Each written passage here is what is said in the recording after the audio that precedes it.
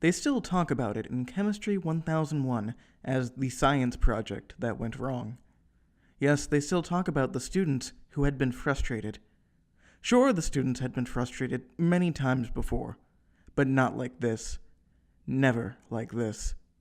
And out of that frustration was the birth of something great and something terrible. It had all begun harmlessly enough when the students were given their chemistry assignments. It was a simple project. Make something creative using chemistry. Basic. The students knew there would be no problem creating such a thing. And yet, the students failed to be satisfied. Every idea was rubbish. Every idea had been done before. Every idea left nothing but a sour taste in the mouth of the students. This was a problem. The deadline was only 4 days away, and the students had nothing to show for it. Then it hit them. Of course! It's so obvious! Student 1 exclaimed.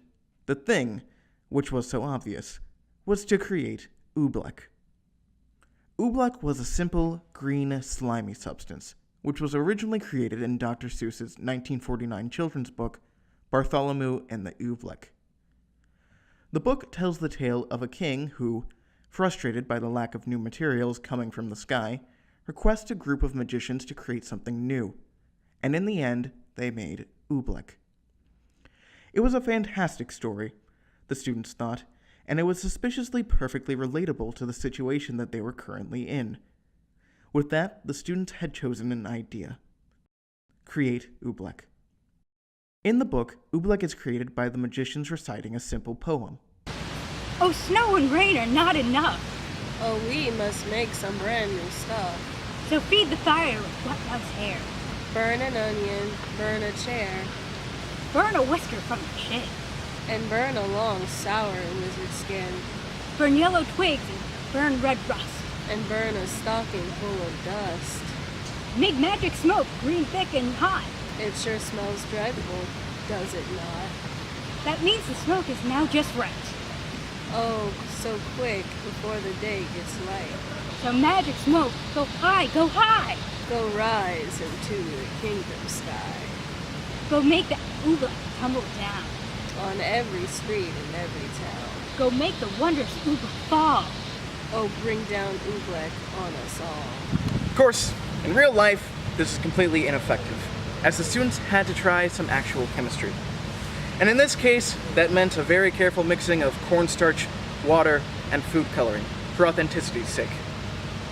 Oobleck is a non-Newtonian fluid. This means that it has properties completely different from any other kind of liquid. Other non-Newtonian fluids include silly putty, blood, and ketchup. One of the main defining things of Oobleck, and of all non-Newtonian fluids, is viscosity, or the flow of the liquid. Unlike normal liquids, which only change flow when there's a difference in temperature or pressure, non-Newtonian fluids change their viscosity when stress is inflicted. And unlike ketchup, which gets runnier when force is applied, Oobleck acts as a solid. This is because when water is pushed out, the granules of cornstarch are in closer contact and act with greater friction. The students couldn't believe it. The Oobleck was a success. It behaved just like it did in the book. It was gooey, sticky, and most importantly, green. But there were still some things that the students needed to test out. Mainly things that Oobleck had done in the book. The first was to make Oobleck rain from the sky. Making it actually rain was virtually impossible, so Thing 2 had to settle for dropping it on Thing 1. The substance was sticky, as promised, though not as sticky as what was described in the book. Next was getting the Oobleck in the mouth. Upon consuming the Oobleck, they found the taste to be quite unpleasant, but judging by their ability to spit it out, it was not quite as sticky as the Oobleck was described in the book. Finally, there was the scene in which the Oobleck prevents the horn from being sounded. This is the horn without Oobleck. This is the horn with Oobleck. Though muffled, some semblance of sound is able to be made. The students had forgotten how the book had ended. In it, the Oobleck had completely engulfed the entire kingdom until the king apologized. ending the Oobleck storm and causing all the remaining Oobleck to melt away.